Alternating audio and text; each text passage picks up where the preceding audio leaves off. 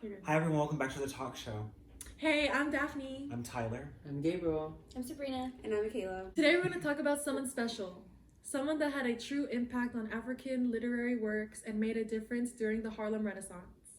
This man was able to not only open up about his own struggles as an African man and the discrimination he faced, but also what it did to him internally and the oppressive force he witnessed. Claude McKay. Claude McKay was a writer, a poet, and a person for the people. Born on September 15th, 1889 in Clarendon Parish, Jamaica, or otherwise known as Sunnyvale to McKay and other locals. He was young when he started up with his interest in English poetry. His older brother, schoolteacher Uriah Theophilus McKay, given him a crash course in the possession of English novels, poetry, and scientific texts.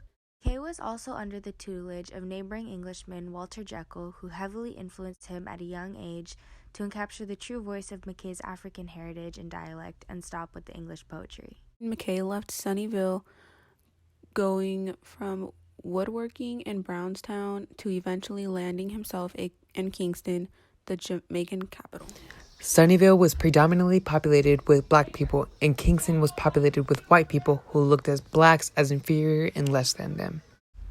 McKay experienced such intense racism, he quickly grew disgusted with the lack of acceptance and bigoted society, pouring a lot of what he saw during that time into his eventual successful poetry. Walter Jekyll II continued to encourage the young man to grow and publish some of his verse collections. Soon McKay had a few published volumes depicting various aspects of black lives while in Jamaica. Along with all that support, he moved to America, where at this time African American writers were very popular because of the way they expressed themselves. It was because of all of this support that he became the first African writer of the Harlem Renaissance. Kay, being an African American writer, is what really caught everyone's attention. Kay made America his true home, which is one of the reasons he wrote his most popular poem, known as America, where he expresses his love-hate relationship with the country he has made himself a part of. I have just received word that we actually have a special performance of America's poem by your only Rachel Levy. Although she feeds me with bread of bitterness and sinks into my throat her tiger's tooth, stealing my breath of life, I will confess, I love this culture tale that tests my youth. Her vigor flows like tides into my blood, giving me strength erect against her hate.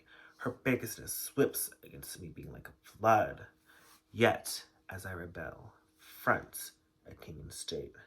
I stand within her walls with not a shred of terror, malice, not a word of jeer. Darkly I gaze into the days ahead and see her might and grand wonders there. Beneath the touch of time's unerring hand, like a priceless treasure sinking in the sand. Back to our regular scheduled programming. Though he died from a heart attack in May 22nd, 1948 in Chicago, Illinois, he deeply influenced many writers after the Harlem Renaissance. Today his work gave voice to black immigrants as the very first African American poet during the Harlem Renaissance.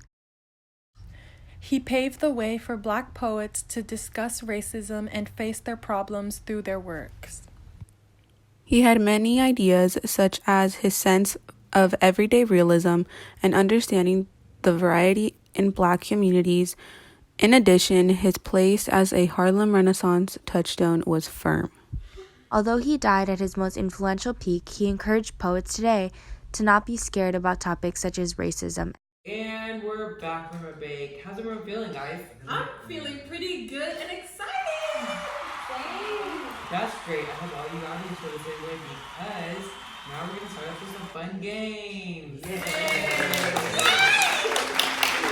begin, we're going to play with the game is going to be called McKay Facts. Ooh, sounds pretty cool, doesn't it? Yes. So basically, in the world of the game, we're going to be revealing his life story and social impact that he left on other people. So who's ready?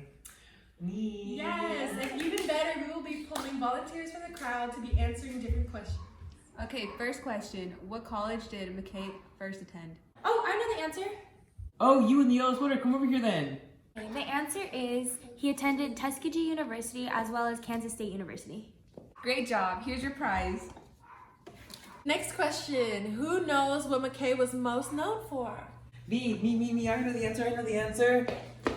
He was best known for being a Jamaican poet, best known for his novels and poems, one of which included If We Must Die, which is one of his most famous poems. He wrote it because of the strong racism at the time and how horrible it was, and essentially contributed to the Harlem Renaissance.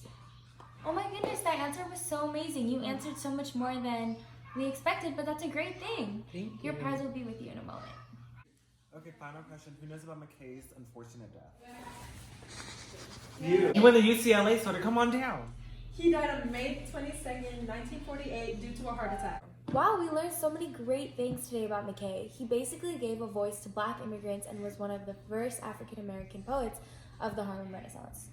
As such, he influenced later poets, including Langston Hughes.